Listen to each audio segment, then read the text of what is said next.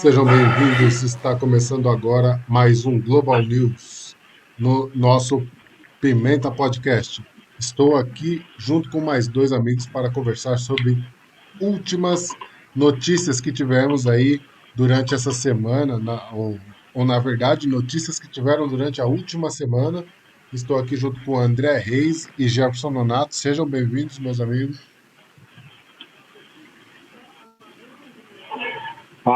Muito boa noite a todos. Estamos mais um Global News, agora no Pimenta Podcast. Hoje mas como diria, deixa eu pensar rapidamente, mas me fugiu a palavra aqui. Segue aí, Jefferson. Boa noite, meus amigos, boa noite, ouvintes, telespectadores. Obrigado pela audiência de vocês. Mais uma semana se inicia aí e vamos conversar mais um pouquinho aí. E semana que vem a gente vem com a piada. A gente não, o André vem com a piada decorada. É isso aí, é isso aí. André, já que você estava perdido, o último Global News falamos sobre. Nossa, boa pergunta. Eu sempre anoto para responder essa sua pergunta e na hora H eu sempre esqueço. Eu sabia que você não sabia. Por isso que eu perguntei você primeiro, mas o Jefferson estava atento e sabe tudo e vai dar aqui o relatório da semana passada. Fala aí, Jefferson. Bom, eu não me comprometi com isso, mas eu posso fazer o seguinte: na semana passada nós falamos sobre ajuda social, nós falamos sobre que mais? Os carros elétricos da empresa Tesla, que vão ser tendência de mercado nos próximos anos, e falamos também sobre... Aí fica com você, Pimenta, o último, que eu não lembro o último. Bom, eu também não lembro direito, mas falamos entendi. Legal. bastante coisas. E vamos falar essa semana sobre o cargueiro que encalhou ali no canal de Suez e o que isso pode acarretar para a gente, não é? Pro planeta, né? Em nível financeiro. Vamos falar também aí sobre a repercussão que teve o filme Snyder Cut da Liga da Justiça. E o Jefferson tinha separado também um tema aí que aconteceu grave de um soldado que foi baleado pela PM em Salvador e acabou por perder a vida. André Reis, o navio que encalhou o Evergreen, o sempre verde, deixou meio cinzento o planeta aí. Você apurou dessa notícia? Vamos lá. Hoje tem me faltado as palavras, mas a piadinha de início era: eu sou mais original que a Tory Burch, que fez uma cópia de uma blusa portuguesa aqui e disse que era a criação dela. Mas vamos falar do navio. Cara, eu achei impressionante. Foram 6 dias do navio Evergreen encalhado no canal de Suez. E vários numerários me chamaram a atenção que depois de 6 dias tinham mais de 50 navios esperando na entrada do canal de Suez. Mas o que, além do número, que é quase incontável, que foi, acho que não estou em erro, 300, era previsto um prejuízo de mais de 300 bilhões de dólares se esse não tivesse sido desencalhado ainda essa semana. Mas o que, vamos dizer assim, chamou a atenção foi que no segundo dia, para quem não sabe, o canal do Suez faz margem ali com o Egito. O governo do Egito proibiu as filmagens do cargueiro nas tentativas dele de desencalhar o cargueiro. Ele proibiu jornalistas ou qualquer coisa do tipo. Mas hoje em dia é um negócio quase que idiota fazer isso, né? Porque o que aconteceu?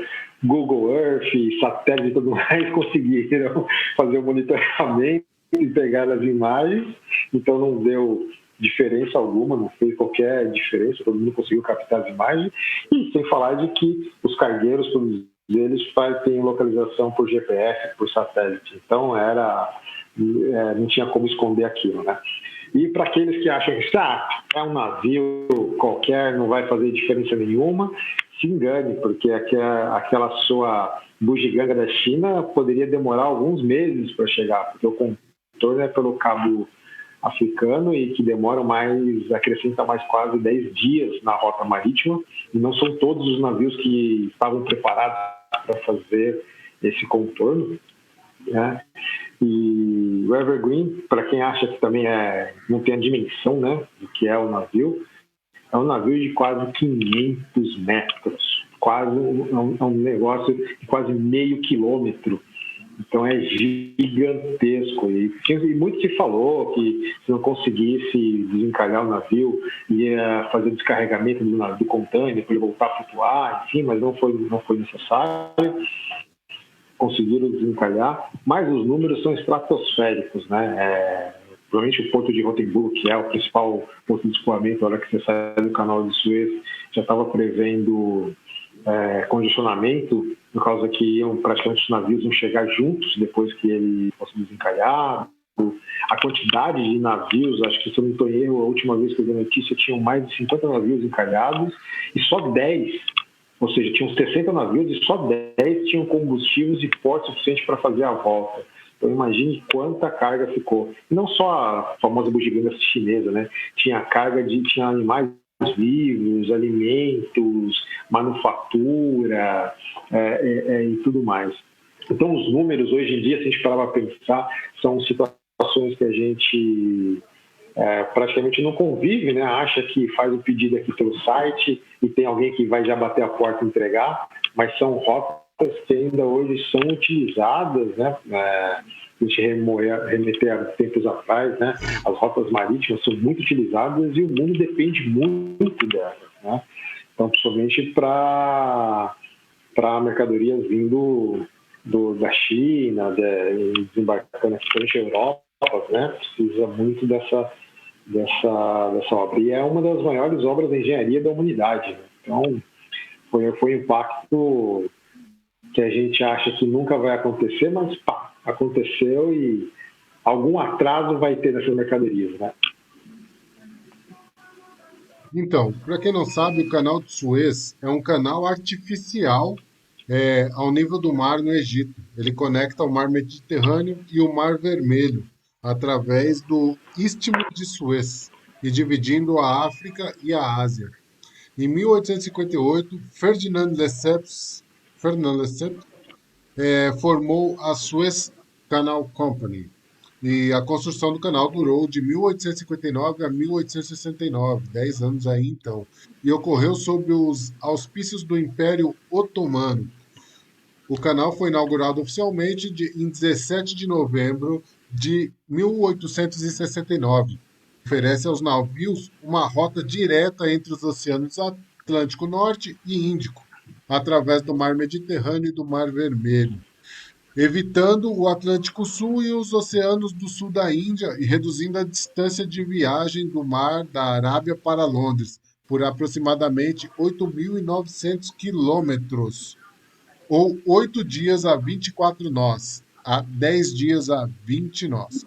O canal se estende do terminal norte de Port Said até o terminal sul de Port Telfik, na cidade de Suez. Seu comprimento é de 193 quilômetros e 300 metros, incluindo seus canais de acesso norte a sul. Em 2020, mais de 18.500 navios cruzaram o canal, uma média de 51 navios por dia. Fazendo a conta, 50 navios por dia, vezes 6 dias, olha aí, sua carga parada. Por este canal passam 9% do petróleo mundial. Aí é que pode afetar o seu bolso. A gasolina que você consome e a gasolina que você não consome. Você fala, eu não tenho carro, mas tudo bem.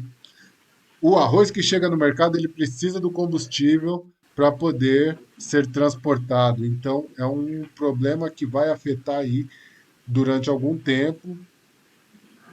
Menos mal que conseguiram em apenas 6 dias desencalhar o navio após uma tempestade de areia, porque isso poderia se estender mais e seriam 50 navios por dia transportando peças que vêm da China. Hoje sabemos que a maioria das coisas vem dali, dessa região da Ásia, e também o combustível que usamos.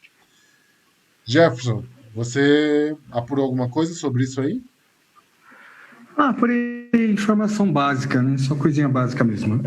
Assim, interessante que eu vi coisas assim nesse episódio do navio, que os números da logística internacional, do comércio internacional, eles são impressionantes, né? E eu vi também que como as pessoas, as empresas, principalmente as que trabalham com baixo custo, no caso do China, ali na parte leste da Ásia, o pessoal trabalha com baixo custo, porque eu estava vendo assim, né, conforme, se aquele navio não pudesse ser tirado, como que ia fazer, né? Eu comecei a ver qual seria o paliativo e tal. Por que aquela carga não vem de avião? Por que aquela carga não faz, em vez de atravessar o canal, não dá a volta pela África? Como seria o normal, né? Como era feito o trecho antes do canal ser construído. E assim, na verdade, as empresas trabalham com baixo custo. Então, aquele custo é calculado. Eles, em vez de fazer uma viagem de 2 semanas a mais, que é o que se gasta quando não vai pelo canal, ou quando se atravessa pelo caminho normal, são 2 semanas.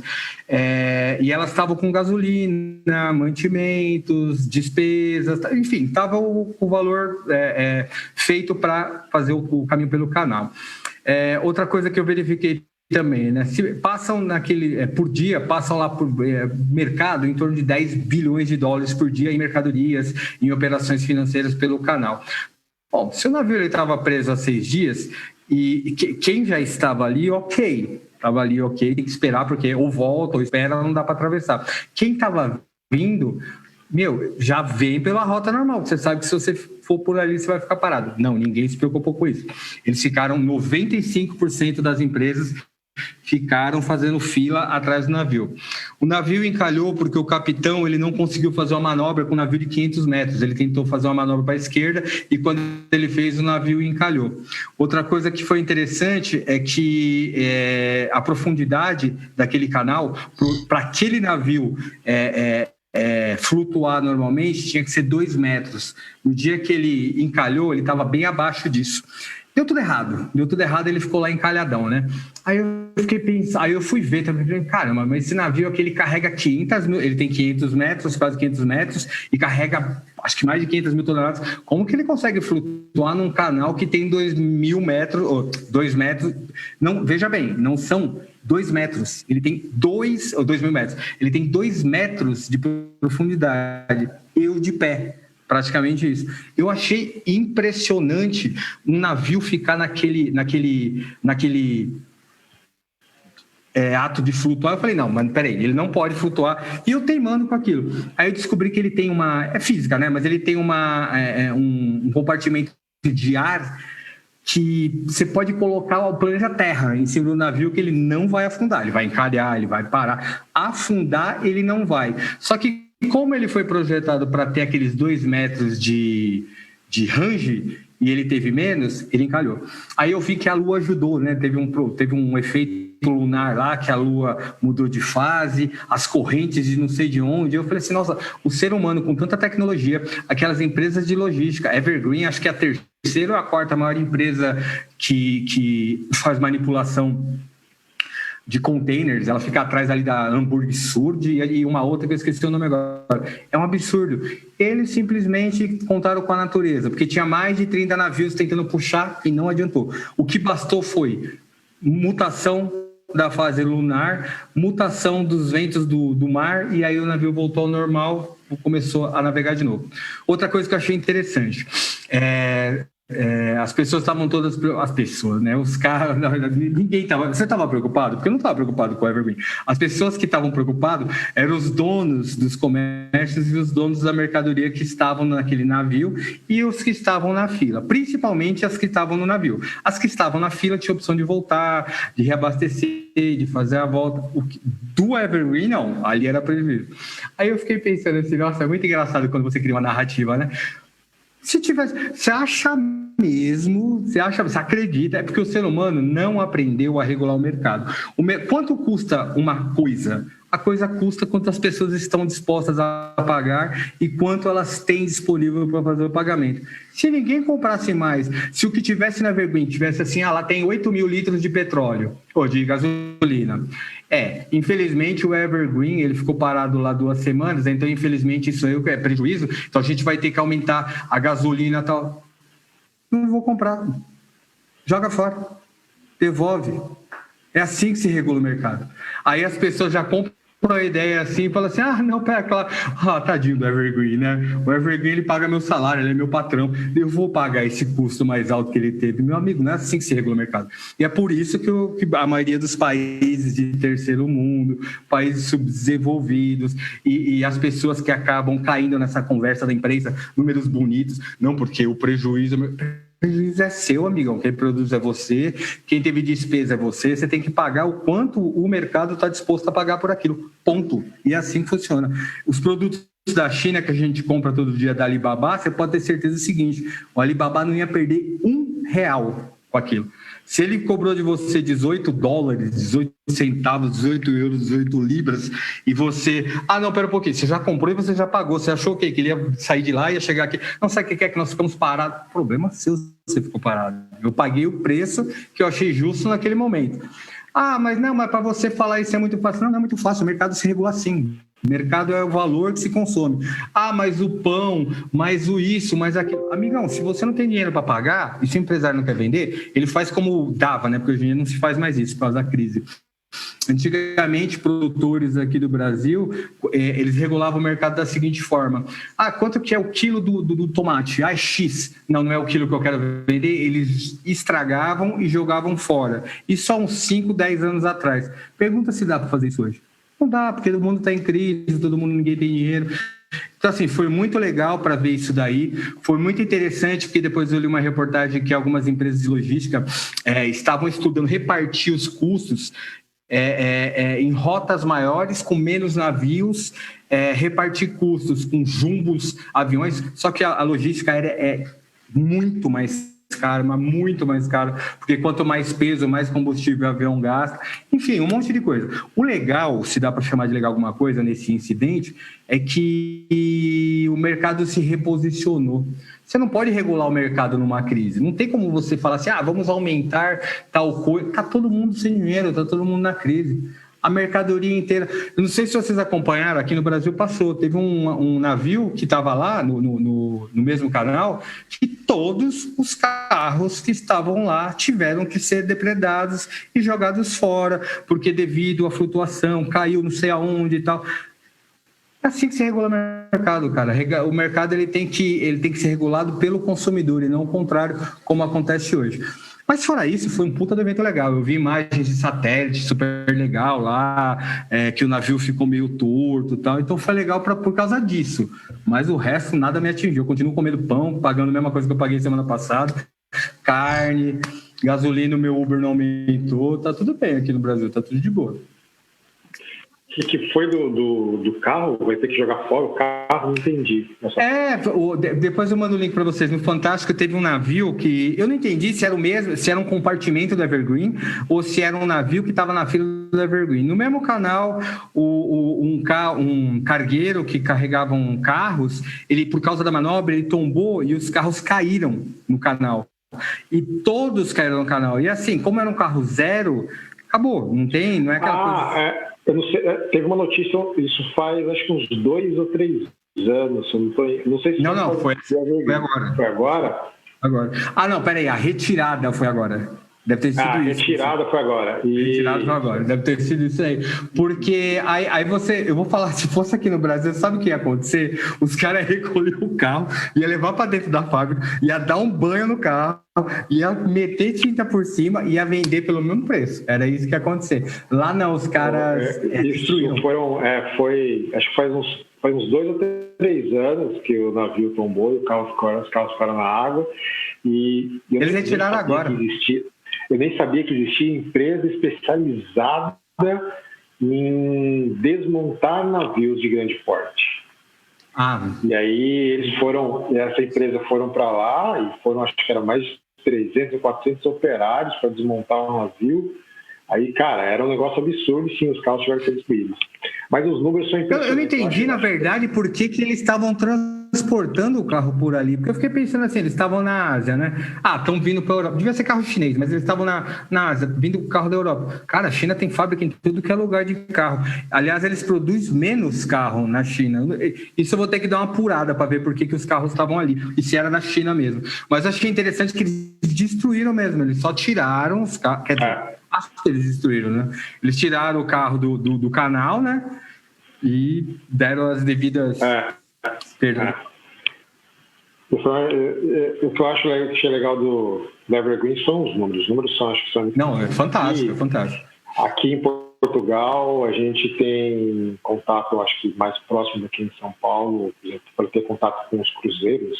Ou você viaja ou você fica próximo do Porto de Santos, por exemplo, ou dos portos turísticos. Aqui em Portugal, antes de tudo acontecer, era relativamente próximo onde eu moro, fica 10, 12 quilômetros da minha casa aqui. Então, você atracava, o cruzeiro já era gigante, né? Você olhava para ele e falava, cara, um negócio absurdo. Aí você imagina um arranha-céu no mar, né? 500 metros de comprimento, acho que ele tinha 15 metros, 20 metros de altura, é um negócio absurdo. É muito grande. Né? Você sabe o que eu acho mais legal pensar desse jeito, André? Que assim, ele não é o maior navio cargueiro do mundo. Ele ainda não é. Exatamente. Ele não é o maior, mas ele é absurdamente grande. Você olha assim, é incrível. Tem uma foto, depois você pesquisa no Google Images, eu adoro fazer isso aí, porque eu gosto muito de cruzeiro, navio, mar, eu acho bem legal o tema. Existem milhares de navios, milhares de cargueiros que fazem a rota, tem um trânsito no mar. Só que o mar é uma coisa tão imensa que é muito louco você ver a foto desse navio, ele consegue ficar sozinho num tempo no mar. E você vê a foto dele, ele é um pingo no mar. Eu acho uma coisa tão absurda você pensar nisso, né? Ele é um pingo. Se você olhar ele de cima, ele é um pinguinho no mar. E ele é monstruoso. Monstro, exatamente. É um detalhe que 70% do planeta é feito de água, né? 70%?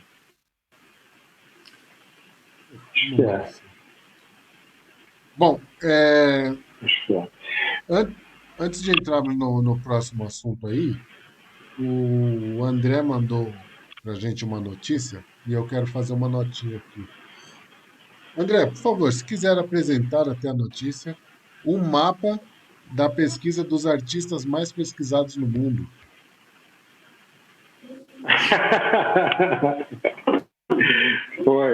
Eu achei interessante essa notícia, que em tempo de pandemia, para pensar, né, por que eu vou pesquisar artista na internet? E tinha dos mais variados possíveis.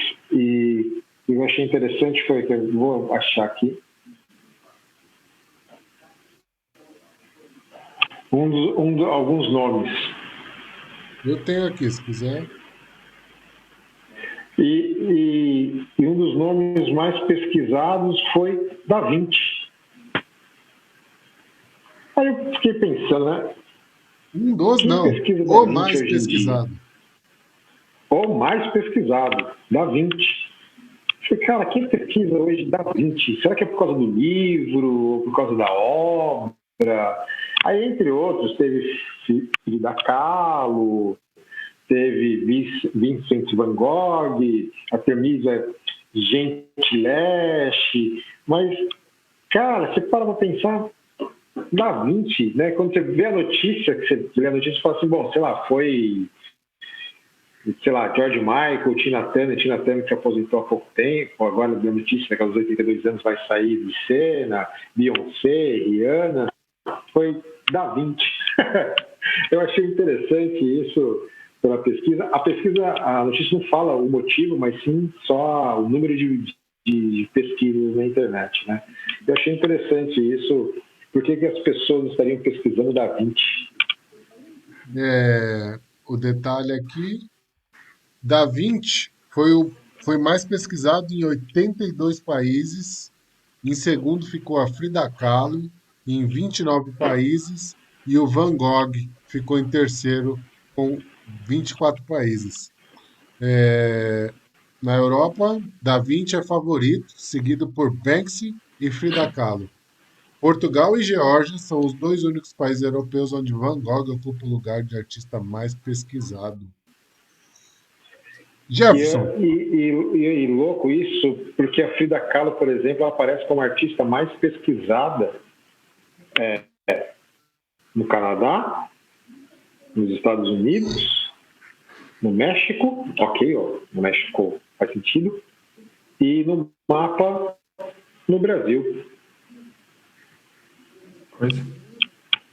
Eu achei interessante, assim, quando eu estive no México, sem dúvida nenhuma, é uma artista muito cultuada no México, pelo tudo que ela fez, há imensas coisas dela, de tudo que você possa imaginar, da Frida Kahlo no México. Mas na hora que eu vi a imagem no Brasil, foi... Mas eu acho que faz sentido. É um dado interessante. E para isso, vou aproveitar para o Jefferson, que geralmente pesquisa sobre Anitta, Exalta Samba, o que ele acha, se alguma vez ele já pesquisou sobre Van Gogh, Da Vinci ou Frida Kahlo. Então, Pimenta, apesar do seu tom sarcástico, eu conheço essas pessoas, sei o que elas fizeram, né? Tenho um pouquinho de informação para dividir sobre elas. Acho que até um pouquinho mais do que eu tenho sobre a Anitta, sobre o Exalta Samba. Mas eu posso te falar porque eu posso te falar porque que eu acho que essas pessoas estão sendo tão pesquisadas. Se você for pegar na Europa, com certeza o Justin Bieber não é tão cultuado na Europa, né? Se você for pegar. Assim como o Roberto Leal não é conhecido em Portugal, ele é mais cultuado no Brasil. Então, assim, depende muito de onde essa pesquisa foi feita, o período que ela foi feita, com quem ela foi feita. Se você for fazer uma pesquisa por faixas etárias, eu acho que vão ser, tirando europeus que são obrigados a estudar, nem americanos têm essa cultura toda. Poucos adolescentes até 18, 19 anos vão poder falar... Van Gogh, eles vão falar assim, aquela porra que pinta, mais ou menos isso. Da Vinci, a Tartaruga Ninja, Leonardo da Vinci, é mais ou menos esse tipo de informação que você vai ter. E mesmo assim, com esse tipo de informação, as pesquisas vão subir, porque você está pesquisando por termo, você não está pesquisando por imagem. Quando Frida Kahlo, eu não vi essa pesquisa, não sei do que se trata, mas assim, partindo do princípio que a língua latina é a terceira mais falada do mundo, e a Frida Kahlo no México, Espanha, acredito eu que a América do Sul, países de língua espanhola, né, de castelhano, ela deve ser bem famosa. Então, não sei te falar, mas assim, com certeza, se você for, por mais que o brasileiro seja um dos povos que mais tenha tempo gasto em internet, que mais perca tempo com bobagem, acho que fica atrás dos Estados Unidos com vídeo pornô e fica atrás da Europa com prostituição nos países latinos. É uma coisa assim. Então, assim, por mais que você tenha esse monte de informação, eu acho pouco provável que algum artista brasileiro ou algum tipo de cultura latina fique em primeiro lugar de alguma coisa. Até por causa da idade, né? Você vai pegar Anitta, Van Gogh, você vai pegar cultura do funk, Leonardo da Vinci. Os caras têm séculos de informação, de cultura, e vai permanecer assim. Mas eu precisaria de mais dados para entender essa pesquisa, por que eles são tão cultuados. Mas eu fico feliz, é sinal que o mundo é um mundo bem culto. Não, realmente, até me surpreende. Eu também nunca, se alguém me perguntasse qual você acha que é o artista mais pesquisado, nunca iria nesses. Eu não. Até porque se você fala assim, artista, né? Você fala assim, tá, peraí, artista. Pintor, música, cinema, já é uma coisa assim, né? Que já cria uma certa... Exato, exatamente. Até por isso. Acho que por isso não pensaria no artista, mas não deixam de ser artistas e até Não, melhores, né? Agora, assim, tudo isso também eu acho que tem a ver com as escolas terem feito muito ensino à distância.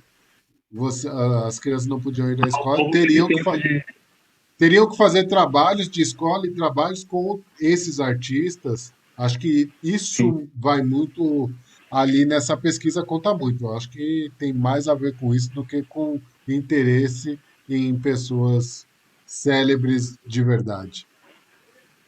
Bom, exatamente. Jefferson, essa semana você Manda trouxe bala. para a gente aí a notícia do soldado que foi baleado pela PM. Então, por favor, apresente para a gente aí o tema. Cara, na verdade, eu coloquei mais para a gente tentar discutir com visões de mundo diferentes, né? A gente normalmente tem opiniões diferentes, porque morte de soldado, infelizmente, aqui no Brasil, eu acho que até em qualquer lugar do mundo não é uma coisa tão difícil de acontecer. É que nesse caso, existiram algumas peculiaridades que me levou a pensar, sabe? Eu não tenho, já quero de antemão falar que eu não tenho uma opinião formada característica, não, foi isso. Não, eu não tenho. Eu passou a semana inteira isso e até agora é aquela coisa, né? Mundo polarizado. Esquerda batendo na direita, vermelho batendo em verde e amarelo e assim funciona. Mas assim, eu me ative aos fatos e aquilo que eu pude ver, porque foi ao vivo. Eu não sei se vocês tiveram a oportunidade de ver, foi ao vivo. Ele morreu ao vivo. Essa semana estava tendo manifestação por uma série de fatores aqui no Brasil, né, como sempre tem, e houveram algumas restrições, algumas coisas aí que muitas pessoas não concordaram e tal, e aí esse soldado, a versão oficial é que ele teve um surto psicótico, saiu em Salvador com armas e começou a atirar na população, para cima, para os lados, na população, e aí quando o BOP chegou, eu me lembro, eu não posso garantir que foi o BOP, quando os outros policiais chegaram, ficaram à espreita dele, tentando negociar, por favor, o que está acontecendo, aquela coisa de crise, e 3 horas. Durante 3 horas eles ficaram fazendo isso e no final de 3 horas esse policial começou a atirar neles. Isso estava passando na televisão e o policial começou a atirar neles. Quando o policial começou a atirar neles, eles começaram a se jogar no chão, começaram a jogar atrás dos carros e aí atirador de elite, meu amigo, meteu bala nele e ele morreu. O que me chamou a atenção e que me levou a pensar foi o seguinte: eu não vou falar o Brasil, eu vou falar... Eu não me recordo de um país onde uma polícia, onde agentes especiais lidam bem com essa situação. O que é lidar bem com essa situação? Na minha opinião, cara, você tem um atirador de elite, você está conversando com o cara 3 horas. Por que não atiraram na perna desse cara? Por que não descarregaram bala na perna desse cara, no braço desse cara? Não, aí ficaram 3 horas conversando com o cara e atiraram na cabeça, aí mataram ele. Ah, mas você não estava lá, você não viu o risco que ele correu? Não, realmente, eu não estava lá, mas eu vi 3 horas na TV. E assim, os caras ficaram 3 horas conversando com esse cara, tipo assim, atirando na minha opinião, tá? Não sou dono da verdade, não fiz segurança, mas assim, tiraram a vida do cara. Então assim, e aí depois foram puxar o histórico do cara e sabe como que o corporativismo inverso para defender a situação que eles criaram. Aí começaram assim, não, primeiro, a primeira informação que obtiveram desse PM, nunca deu problema, nunca teve problema psicológico, uma pessoa normal e tal. Foi um surto? Então, já não sei se foi um surto. Aí depois a eles começaram, não, porque... Aí começaram as narrativas assim, não, e de uns dias pra cá, ele tava triste. Essa semana eu fiquei triste, mas eu não comprei uma arma e saí matando as pessoas. Então, assim, o pessoal cria umas narrativas para justificar os atos, e aí eu comecei a pensar, eu falei, cara, como se lidar mal com essa situação, né? E outra coisa, o cara tava armado. Você ficou 3 horas conversando com o cara e ele tava atirando, e aí você resolveu matar ele porque ele atirou em você, porque você é da polícia. Por que não tiraram nele antes, no sentido assim, sei lá, da perna, alguma coisa, né? Aí começou aquela coisa da esquerda e a direita, né? A esquerda falando que o cara era um picareta, um vagabundo, porque ele defendia as posições. Meu, ninguém ouviu o cara morreu, você entendeu? Aí a direita, não, porque o cara era um patriota, tal. Cara, para mim não interessa se ele era um patriota ou se ele era... Para mim era uma vida, era um pai de família, agora acho que ele tem 2 filhas e ele tava com problemas com a mulher, mas até então, cara, quem que não briga com mulher, com namorado, pelo amor de Deus? Se todo mundo que brigar com mulher for sair na rua, não dá, cara. E aí me levou a outro fato, né? Essa semana tá tendo o julgamento dos policiais que mataram o George Floyd, né? E eu aposto que não vão ser condenados. Isso é uma aposta minha, pessoal. Não vão ser condenados. Aí vai ter um monte de... Como se lida mal com esse tipo de situação. E aí eu comecei a puxar, a lembrar de episódios onde, por exemplo, um sequestrador, um criminoso, pega um refém. Você viu quanto tempo? Eu acho que foi o Igor que mandou uma imagem para mim de Portugal, uns anos atrás, logo que vocês mudaram para aí. Acho que demorou meia hora para matar o cara que tinha feito uma refém. Nos Estados Unidos é 3 minutos. O cara pegou um refém, bichão, mata, porque tu vai morrer. Primeiro, você já não vai preso. Não vai preso, você já vai morrer. E eu não sei, cara, eu acho que se lida muito mal com essa situação. Mas até então, isso é um criminoso. Ele estava ali para matar ou para morrer. No meu entendimento, esse policial não. Ele estava... Eu não sei o que ele estava, porque ninguém ouviu ele. E se você for pegar nas imagens da internet, ele não estava berrando coisas loucas, falando bobagem. Não, ele estava... atirar, atirar pra cima, pá. Aí teve uma hora que acho que ele ficou de saco, cala a boca, porra. Aí começou a atirar nos caras. Aí os caras foram lá e mataram ele. Então, eu, na minha opinião, acho que se lida muito mal com essa situação. Pô, mas você não é policial, você não estava lá, risco de vida. Ok, mas vocês ficaram correndo risco de vida 3 horas, então eu não entendo essa balança que eles usam. Basicamente é isso. Para mim, o cara chegou lá atirando. Você tem um monte de atirador de elite, atira na perna, atira na outra perna, atira no braço, atira no outro braço. Na minha opinião, era assim que deveria ter sido conduzida a situação. E depois eu vi o cara. O cara é louco, o cara só queria fazer festinha, vai preso, seja punido, não sei o que vai fazer com o cara. Não matou ninguém, ele atirou, mas tá... não sei o que. Então eu não tenho opinião sobre isso, porque o que eu achei triste foi um policial que não tinha histórico de nada, que não foi ouvido e está tendo seu nome usado pela esquerda e pela direita. Uns como herói, outros como louco. Uns como bandido e outros como... Sabe? E eu acho que ninguém sabe qual é a versão de verdade.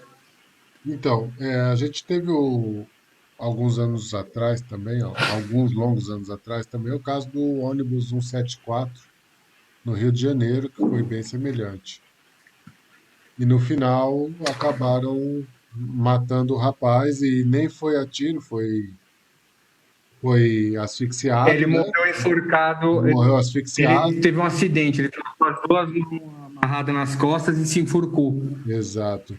E com tudo isso, o policial ainda, na tentativa, conseguiu atirar numa refém.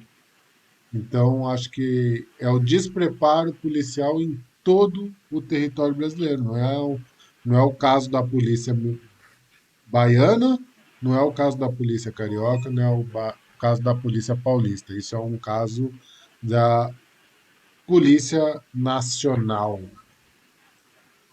Bom, André, quer comentar alguma coisa sobre isso?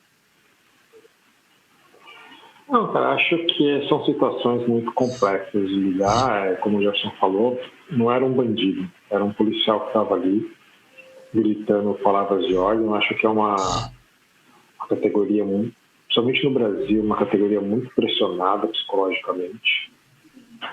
Há alguns exemplos que a gente pode citar aqui. Acho que há uns 2 anos atrás teve um sequestro na ponte Rio, acho que foi na Rio-Niterói, que o jogador de elite matou o cara, o governador apareceu comemorando, aí a esquerda veio, tá comemorando a morte de um cidadão. Não, cara, não é um cidadão, é um criminoso. Né? Acho que algumas políticas de tolerância, elas têm que existir. Se uma pessoa coloca em risco a vida de outras 10, 15, é melhor perder essa uma do que perder 10, 15, né? Pelo menos é como eu coloco, sempre a minha opinião, né? Não estou dizendo que é uma verdade. Mas no caso era um policial que, sei lá, se ele surtou, seja lá o que for, é uma categoria que não tem o seu devido valor no Brasil. Em outros países também não, mas se a gente comparar, por exemplo, com os Estados Unidos, existe um respeito. Se eu comparar aqui em Portugal, existe o respeito com a autoridade.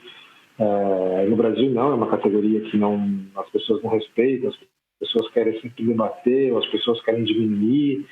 Na atual situação, eles são colocados para fazer um trabalho que,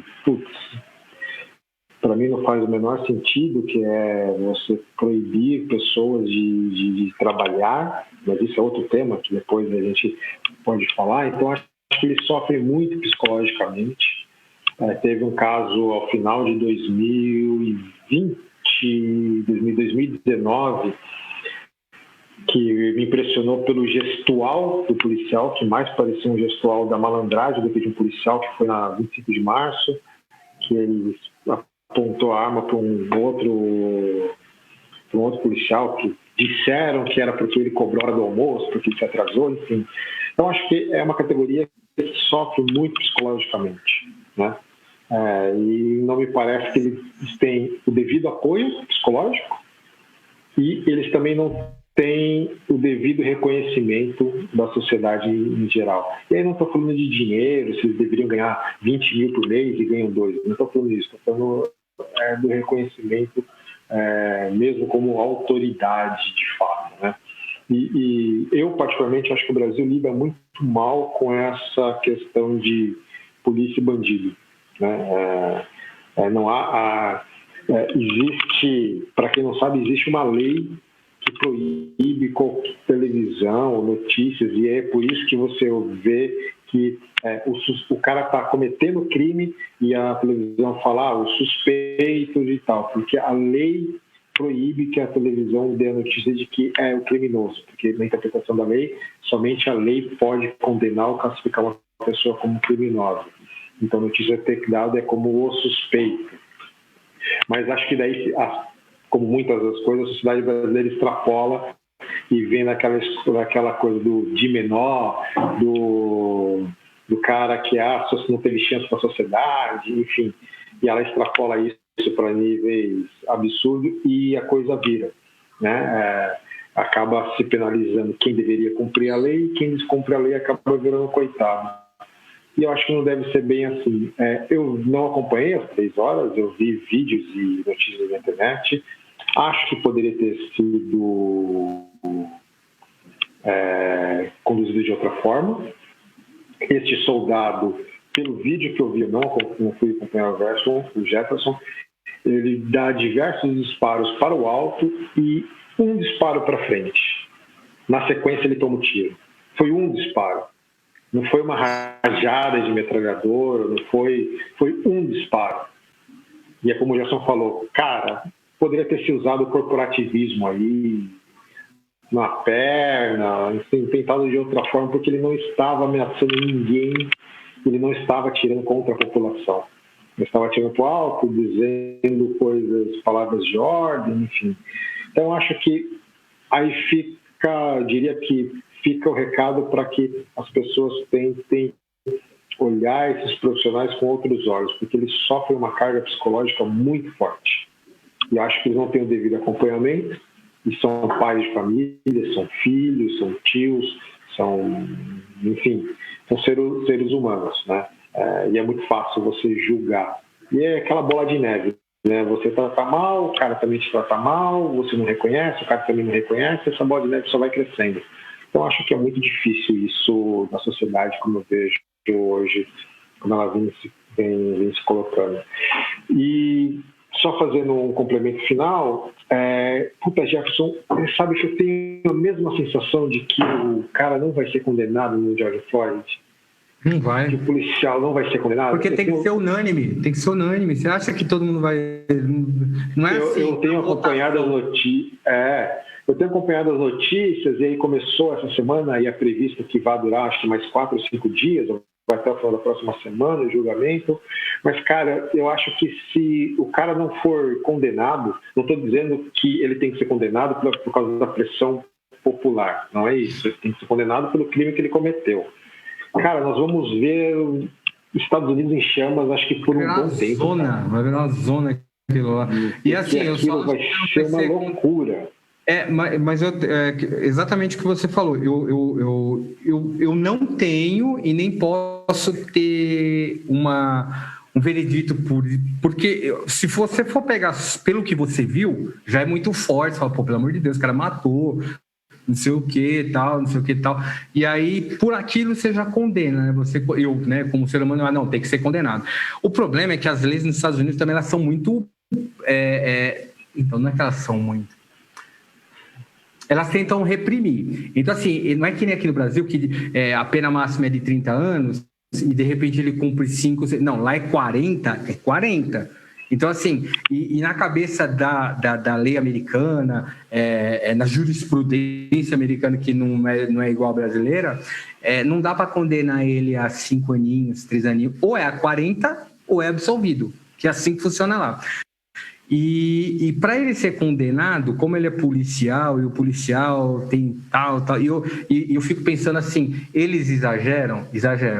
Muitas vezes você exagera, mas acho que eles exageram muito menos do que a gente aqui no Brasil. Porque assim, se você for pensar que lá o policial nunca é condenado, você fala assim, caramba, e eles, tipo assim, teoricamente, proporcionalmente, você não vê um caso desse por semana. Você vê picos de explosão, né? Que nem ano passado teve bastante.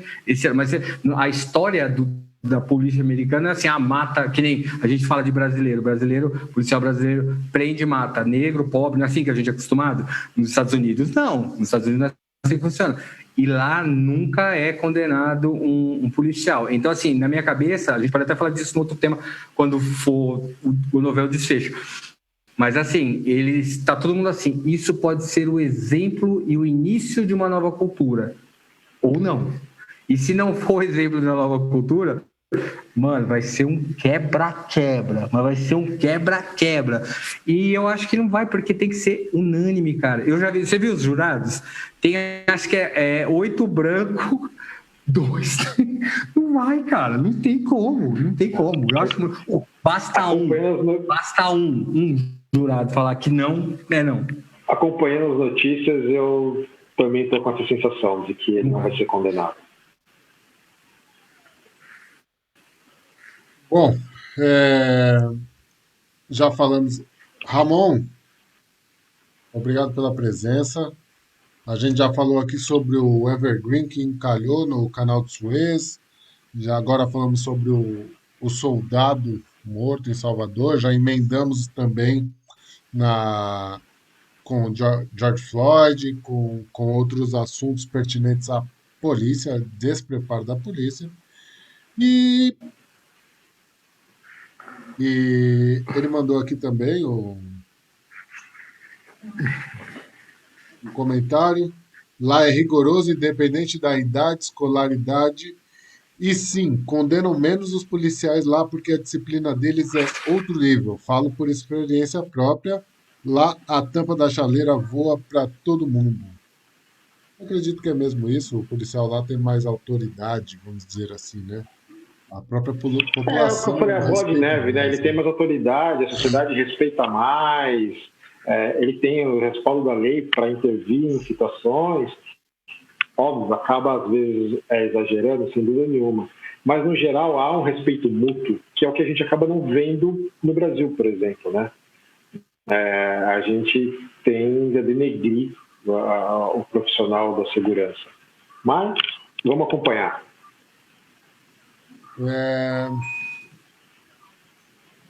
Vamos falar agora então sobre o carro autônomo da Tesla. Novamente ele Novamente ele é mais uma vez aqui assunto no Chá com Pimenta Podcast. André, apresenta pra gente aí o tema.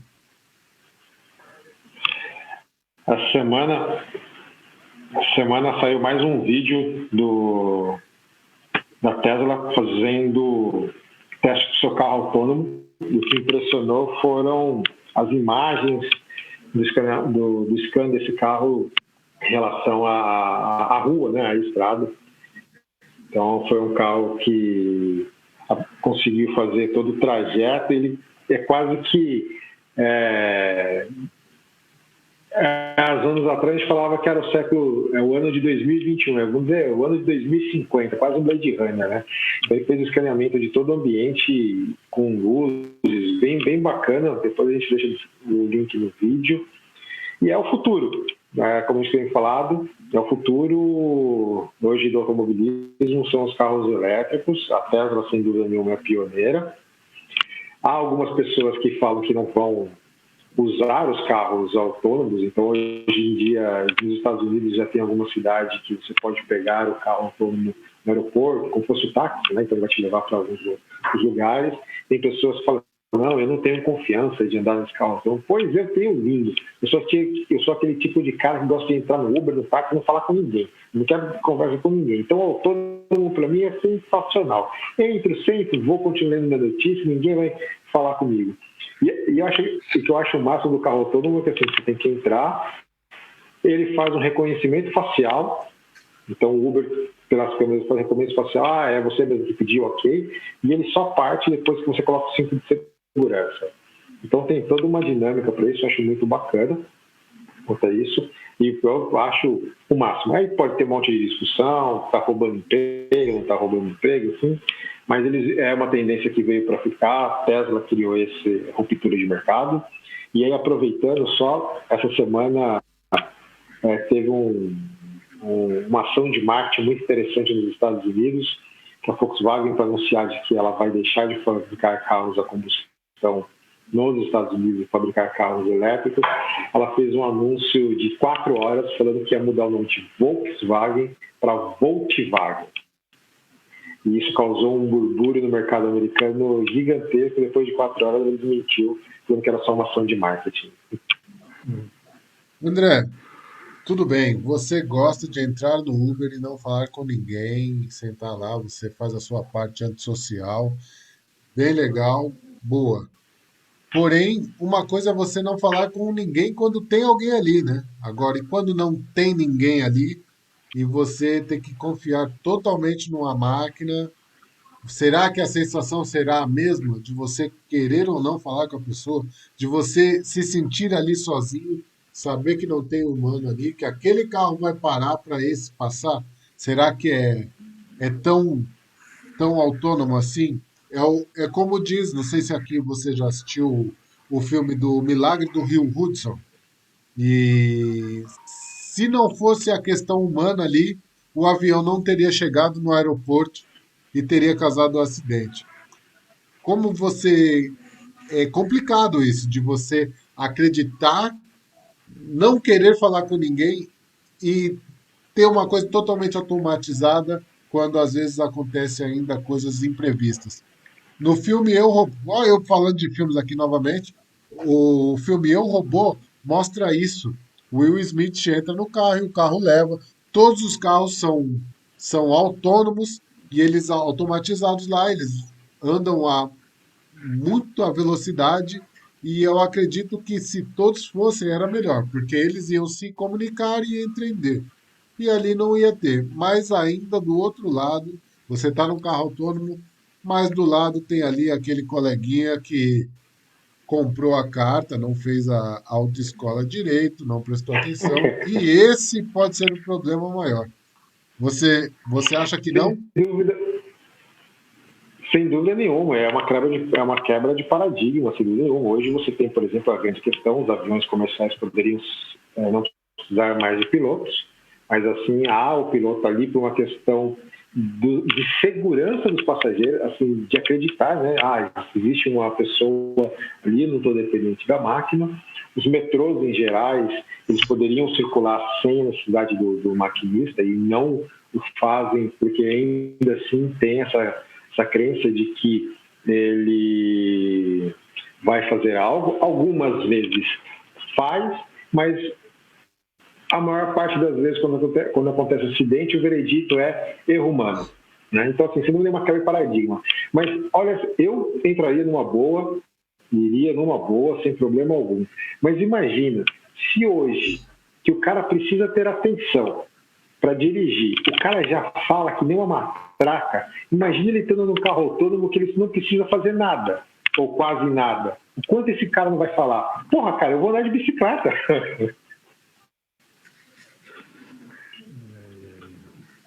Jefferson? Cara, é engraçado. Eu acho. Esse lance do carro elétrico eu acho legal, acho muito bom. Além de ser uma quebra de paradigma, é um mercado novo que surge, costumes novos, é um monte de coisa. Só que, cara, é muita coisa envolvida. Eu fico pensando assim: nós estamos com. O carro vai completar 180 anos, acho que é uma coisa assim. Ford foi em 1898, sei lá, 200 anos vai completar o carro. Gasolina. Eu acreditaria que todo mundo ia usar o carro elétrico se realmente o petróleo acabasse. E aí eu acreditaria. Quando o petróleo acabar, aí eu acredito que todo mundo vai ter que mudar o perfil de uso. Enquanto não acabar, vai ter os dois. Pronto. Pode acontecer o seguinte: adaptar-se a tecnologia para o carro a combustão ser autônomo. Agora, e aí a discussão não seria mais eletricidade versus combustão. Vamos falar de autonomia. Você estava falando aí, tem o Sully, né, que é o do filme que o Pimenta estava falando, do Herói do Rio Hudson. Ali eu te falo, Pimenta, se fosse uma máquina, ela ia fazer o seguinte cálculo: se eu matar todo mundo aqui no ar, é menos perigoso do que eu pousar esse avião e evitar que mate 2.000 pessoas. Morre os 200. É assim que funciona a inteligência artificial por enquanto. A inteligência artificial é para minimizar danos, é para isso que funciona a inteligência artificial. Então, assim, claro que existe, né, a tendência tecnológica, e quanto mais ela é igual essas Alexia, essas coisas autônomas. Quanto mais ela tem contato com o ser humano, mais ela aprende e ela vai começar a aprender a tomar decisões novas. Só que, cara, eu fiquei pensando assim, né, carro autônomo, né? Eu acredito, André, realmente que você tem coragem de andar no carro autônomo, porque essa semana mesmo eu torço muito para que o Elon Musk consiga lançar alguma coisa que funcione e que dê muito certo. E eu torço muito, porque o cara assim, ele tem muitas ideias, ele parece ser um visionário, mas eu não tenho notícia dele ter ganhado $1 ainda. $1. Não 10, nem 1 milhão, nem 2 milhões. Elon Musk não ganhou $1 com nada que ele fez. Quem ganha dinheiro com Elon Musk é quem especula com as ações dele. Quem especula com as ações dele ganha. Ele não ganha dinheiro com nada que ele faz, porque ele não produziu nada ainda para venda e ele só está desenvolvendo. Essa semana, semana passada, eu tive... não posso citar a fonte, mas eu tive uma conversa muito legal sobre ele, assim, eu achei uma visão que eu não tinha dele. Muitos ricos, milionários do mundo inteiro colocam muito dinheiro nas coisas dele, porque veem nele uma pessoa, legal, pô, esse cara inventa coisa legal e tal. Só que isso tem um limite, né? Vai chegar uma agora... eu comparo muito ele, guardadas as devidas proporções, com o Ike Batista aqui no Brasil. Apareceu, era todo novão, todo low profile, sugatão, tem ideias novas, sou bilionário, nunca construiu nada e todo mundo comprava ação do cara, todo mundo valorizava o cara, quebrou todo mundo. Foi isso que aconteceu. Espero que não aconteça isso com o Elon Musk. Mas eu fiquei impressionado essa semana que ele construiu mais um foguete de Elon Musk, para mais uma viagem para Marte, para mais uma viagem espacial. E o foguete pegou fogo, e o foguete explodiu. Mas eu não fiquei impressionado, porque eu já sabia, eu tinha certeza que isso ia acontecer. Eu fiquei impressionado com a notícia que veio depois, que ele já tinha tripulante disposto a entrar no foguete. Mas você pode me pagar o que tu quiser que eu não entro no foguete do Elon Musk, meu amigo. Enquanto ele não fizer pelo menos umas 100 viagens, ida e volta, sem nem faltar gasolina, eu não entro, cara, porque o cara não sabe construir foguete. Vai aprender? Pode ser que aprenda. Vai dar certo? Pode ser que dá. Por enquanto, obrigado, eu não confio em nada que ele faz. Mas eu confio mais nos carros elétricos da Hyundai, da Toyota, a Volkswagen. A Tesla, eles são bonitinhos, tem muito marketing e tem muita gente que acha que é moda, que é bonito, que tal. Até ele conseguir vender um e esse um funcionar direito e não ter acidente, eu prefiro aguardar o mercado. Eu prefiro esperar um pouquinho. Porque tem um monte de carro aqui em São Paulo que funciona, que não foi ele que fez. Tem um monte de metrô da linha 4 amarela que não tem motorista, que funciona, que nunca teve acidente, que não foi ele que fez. Então eu prefiro esperar mais um pouquinho. Quando ele se mostrar uma pessoazinha mais... ele é muito legal, ele é muito proativo, ele é muito... vamos lá! Legal, tal. Agora, meu querido, eu não vi ele ganhar dinheiro com nada. Mas tomara que aqui na Europa, nos Estados Unidos, a Tesla tem um monte de carros na rua, funcionando. Muita gente tem Tesla. Muita gente tem aqui e funciona perfeitamente, como outro carro qualquer. André. Há muitos aqui nos Estados Unidos, também há bastante. O Leandro Ferreira comentou aqui que os hackers levariam seu carro embora com você dentro. Ia facilitar um pouco para eles a respeito do sequestro relâmpago. Cara, isso vai sempre existir, essa questão de hackers. Enquanto houver tecnologia, vai sempre existir. A sétima arte sempre coloca isso na telona. O último Duro de Matar 4.0 falava do blackout, né, onde o cara consegue conectar os carros e fazer um congestionamento. Isso vai sempre existir, mas eu diria que, imagina, hoje não é qualquer um que consegue fazer, quebrar um código de um banco. Assim, imagine o quão inteligente esses cybercriminosos deveriam ser, né? Assim, se você acha que você não está seguro num carro autônomo, eu diria, sendo um pouco radical, joga fora o celular. Simples assim.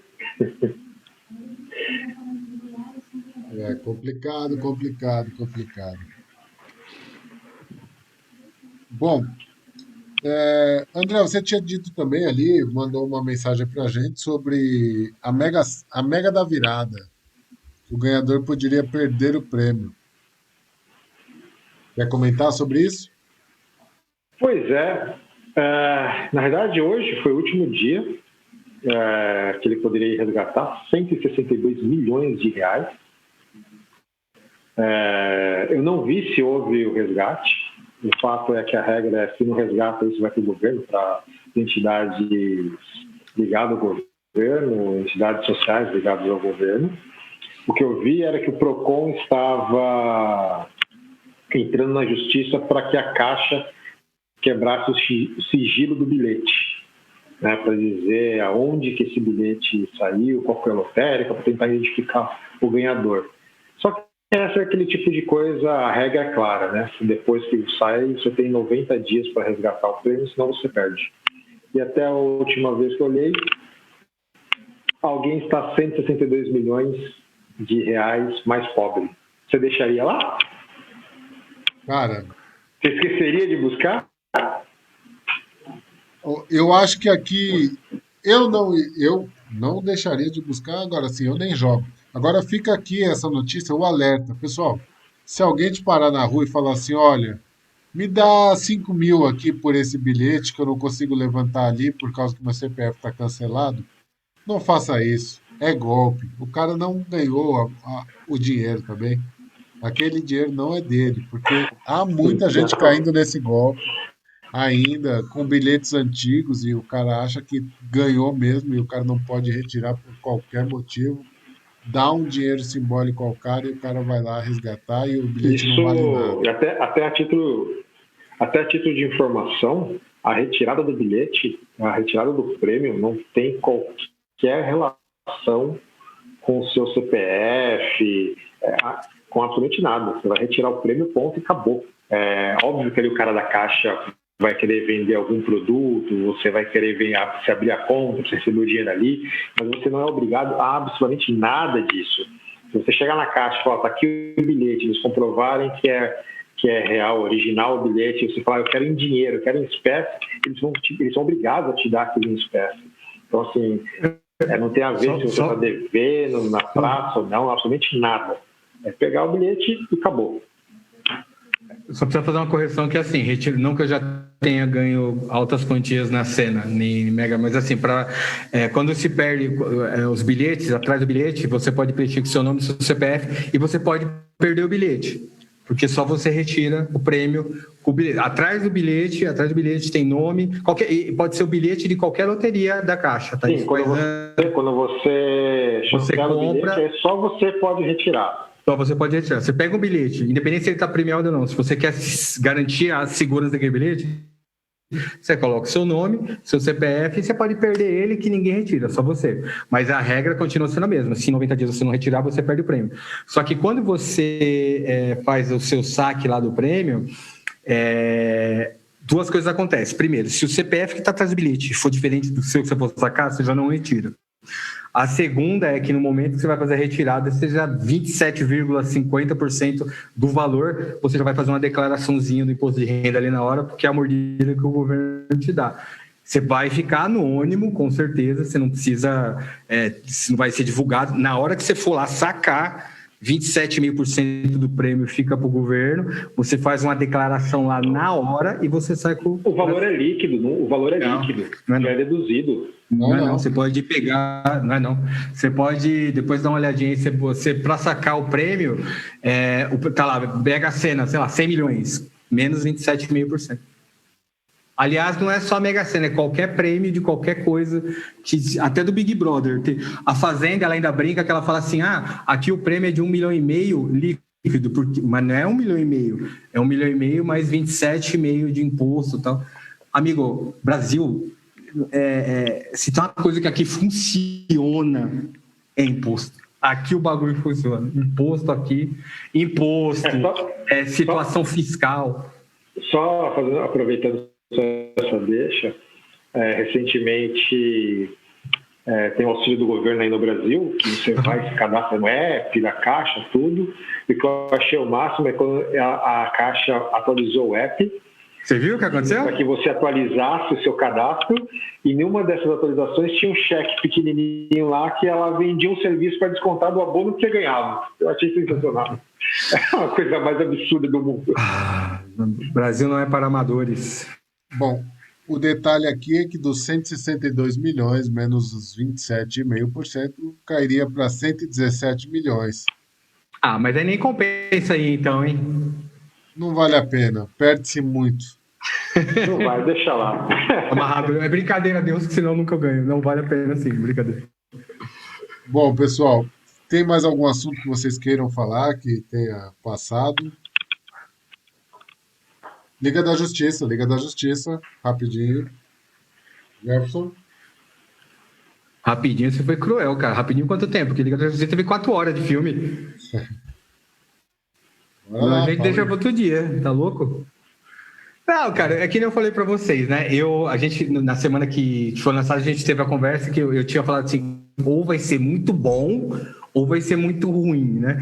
E eu batendo naquela tecla. Eu já gostava da Liga da Justiça, eu já tinha achado o filme bom, então assim, não tinha o risco de eu não gostar do outro. Eu só achei meio... sem graça, eu esperava mais. Por que eu esperava mais? Porque eu achava que outros segredos e tal, coisas que ficaram para trás e tal. Mas assim, foi muito diferente. Quem acompanha o filme do Zack Snyder antes dele ser diretor de história em quadrinho, antes dele ser diretor de estúdio de heróis, ele já era bom, cara. Ele já fazia filmes muito bons e ele tem uma assinatura de filmagem, né? câmera lenta, estilo sombrio, escuridão. Ele fez o Batman virar assassino. Então, assim, ele é um cara sombrio, entendeu? Então, ele abusou disso. E eu gostei, eu gostei bastante. Eu só achei que, assim, eu fiquei na dúvida.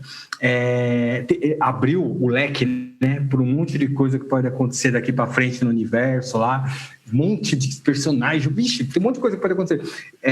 Gostei demais do Coringa, aquela partezinha do Coringa, achei o máximo. Eu só fiquei meio assim, que eu falei assim, pô, eu fiquei na dúvida, porque eu assisti sábado, né? Eu tomei muito cuidado com rede social, com grupo de WhatsApp, com o que eu falava, porque eu não queria saber, né? E quando entrava no assunto, eu já, não quero saber, porque eu queria ver o filme, né? Só que uma coisa era recorrente, que eu sempre escutava antes de eu assistir, que as pessoas já tinham assistido. Nossa, o Zack Snyder, ele revolucionou o filme do Josh Whedon, porque agora o Flash tem história, agora o Cyborg... Oi? Falei, aonde que foi aparecer? Falei, onde vocês viram isso aí? Me conta onde vocês viram isso aí. Porque, na minha opinião, veja bem, eu não estou falando mal do filme, o filme é ótimo, mas eu não vi nada. Aí depois eu falei, sabe o que é? Esses caras, essas minas, esse pessoal não quer dar o braço a torcer, que o filme já era bom, cara. O filme já era bom e ponto. Aumentou a versão em mais 2 horas. Mas assim, falar que revolucionou, que é outro filme. Não, acrescentou muita coisa legal, gostei demais, muita coisa muito boa. Não pisou na bola em nada, não tirou nada que eu já tinha gostado. Você sangra, não, ficou tudo legal, achei maravilhoso. Mas assim, eu não achei essa revolução toda pensando, nossa, Zack Snyder é Deus. A única diferença entre o Zack Snyder e o Josh Whedon na Liga da Justiça é que o Josh Whedon mostra a bunda da Mulher Maravilha, o Zack Snyder não. Ele é da nova... Ele não mostra o dorso da Mulher Maravilha, ele não mostra os quadris. O Josh Whedon pega a Mulher Maravilha de baixo, o Zack Snyder pega de cima igual um homem. Basicamente é isso. E outra coisa que não acontece com o Zack Snyder é que eu continuo com a ideia. Ele nunca leu uma história em quadrinhos da DC, mas assim, é opinião minha, ponto. E o filme é bom e vai ser legal daqui para frente. Bom,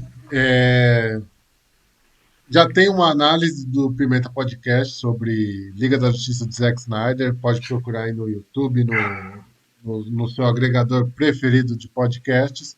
Mas eu digo aqui que eu gostei muito do filme. Realmente, foi um exemplo. Existe o Ari Toledo contando uma piada e existe o Zé da Esquina contando a mesma piada. Foi exatamente o que aconteceu. Eles contaram a mesma história de forma diferente. O Zack Snyder, com mais tempo, com mais tempo de filme, pôde aprofundar melhor. A história é a mesma, nada muda. Agora foi contada de uma forma melhor e que fizesse muito mais sentido. Pelo menos essa é a minha opinião. E eu gostei muito. Eu já gostava do Liga da Justiça e gostei mais dele. André? Estou com o boné da Shield. André Marvelete. Então já sabe que eu não... Marvelete. Não, achei o filme bom, mas para mim, agora os haters vão começar a encher o saco, mas para mim o Flash continua correndo como uma gazela. Eu não gosto da movimentação do Flash no filme. Teve algumas partes, quando o Batman... Teve umas partes do filme que apareceu o Batmóvel, que para mim me lembrou muito aquele filme Speed Race, não curti muito. E o que eu achei algum legal foi algumas sacadas, várias, acho que 1 ou 2 vezes, ou acho que 3, se eu não estou em erro, apareceu o Lanterna Verde morto no meio do cenário, ou querendo dizer que ele morto, ou tipo, esse é um herói que ninguém quer saber. Mas assim, gostei do filme, assisti 2 vezes. Vou ser bem sincero, assisti 2 vezes, achei legal o filme, um bom filme, mas para mim não acho que a Marvel continua sendo infinitamente melhor. Gosto muito do Batman, mas a Marvel não tem como. Rapaz, só para continuar aqui. Você assistiu 2 vezes? Nossa Senhora! Quantas vezes você assistiu? Que medo de você. Quantas vezes você assistiu Guerra Infinita? Guerra Infinita? Cara, se eu não perdi as contas, eu acho que eu já passei de 5. Todos os 23 eu assisti 3 vezes os 23 filmes na sequência. Nossa, mãe Sou do teu céu. fã. Olha, pra já, o que tá achando da série Falcão e Soldado Invernal? Ou não ter assistido, né? Eu não posso opinar porque eu não tenho Disney. Muito bem, muito bem. Bom, pessoal, muito obrigado Ai, aí pela presença. Estamos chegando aqui ao final do Pimenta Podcast Global News. Falamos sobre temas mais leves essa semana. Passou rápido. E o Leandro está dizendo aí que também já assistiu Guerra Infinita algumas vezes. Não quis contar a quantidade, mas diz ele que são algumas vezes. Jefferson Donato, considerações finais aí, por favor. ai, ai. Queria agradecer você que está assistindo aí, que ficou até agora escutando a gente das nossas opiniões polêmicas, né? Como deu para perceber, a gente gosta da opinião bem diferente. E repito sempre para você que nos acompanha, falando de mim, a minha opinião não é a expressão da verdade, é só opinião. É legal ter opinião, é legal mudar de opinião. Se você tem opinião diferente, vamos discutir, continua com a gente que vai ser legal. Obrigado pela participação de todos vocês. Um abraço para a Peds by My Fê, _ no Instagram, que faz pulseiras. @RocaGifts, que faz presentes maravilhosos. E eu vou colocar na descrição do vídeo, na hora que acabar, a empresa CVA, até uma cara, devia ter falado isso antes, eu vou falar mais disso outra vez. Ela faz cestas básicas e ela está vendendo cesta básica, entrega gratuita, uma cesta que, segundo as contas do IBGE, dá para 15 dias para uma família de 4 pessoas por R$ 44 com entrega grátis. Então vai ficar o link na descrição aí. Se você quiser presentear alguém com uma cesta básica, você faz a compra, R$ 44, coloca o endereço da pessoa, o nome da pessoa, faz o pagamento e ela recebe sem custo, sem frete, sem nada. Eu acho mais legal do que você até dar dinheiro para a pessoa, ela tem ali 15 dias, vai ficar tudo certinho aí no link. Eu agradeço a CVA Cestas Básicas, que está fazendo essa promoção maravilhosa e está mandando bem cestas básicas aí hoje, nesse momento que a gente está vivendo, é importante ter apoio. Obrigado a todos que participaram, obrigado ao Pimenta, obrigado ao André por fazer parte com a gente. Muito obrigado. Ramon, você será bem-vindo. Ele diz aqui que uma hora dessa vem participar desse trem com a gente aqui. Assunto eclético e muito top. Está convidado quando puder, manda mensagem lá, a gente combina e você expõe suas ideias aqui. Para quem não sabe, o Ramon é médico e ele também é um fisiculturista. Muito bom. Obrigado, Ramon. Obrigado a todos, Leandro. Obrigado a todo mundo que participou. André Reis, sua parte de considerações finais aí, por favor. Vamos agradecer a todos que nos ouviram até agora, como o Gerson falou, agradecer a vocês pela participação aqui. Deixar uma nota muito rápida, que essa semana começou a Fórmula 1. Para variar, o Hamilton ganhou, mas um bebê chorão que foi reclamar de algo absurdo e foi punir o Verstappen, mas o meu destaque para isso foi a transmissão da Band, da Bandeirantes aí no Brasil, em canal aberto, que agora é a nova detentora dos direitos, e no meio da transmissão convidaram o Piquet e naquela mesa redonda de conversa, o Piquet mandou ao vivo assim: vocês largaram a Globo Lixo. O desconforto foi sensacional naquela hora. Mas, enfim, a Fórmula 1 está de volta, estou muito contente. Agradecer a todos que ouviram. Mandem os comentários, sigam nas nossas redes sociais. E, nesse momento, quem puder, fique em casa. Quem não puder, vá trabalhar e se cuide. E boa Páscoa. É isso aí, vamos ficando por aqui. Muito obrigado. Hashtag Nelson Pequenos representa. Abraço a todos. Até a próxima, pessoal. Quarta-feira que vem, novamente estaremos aqui, 00:30 de Portugal, às 8 horas do Brasil. Será um prazer tê-los aqui conosco. Até a próxima. Fui!